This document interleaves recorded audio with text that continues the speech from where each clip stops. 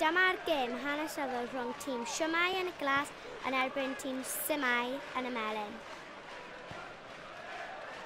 Gol!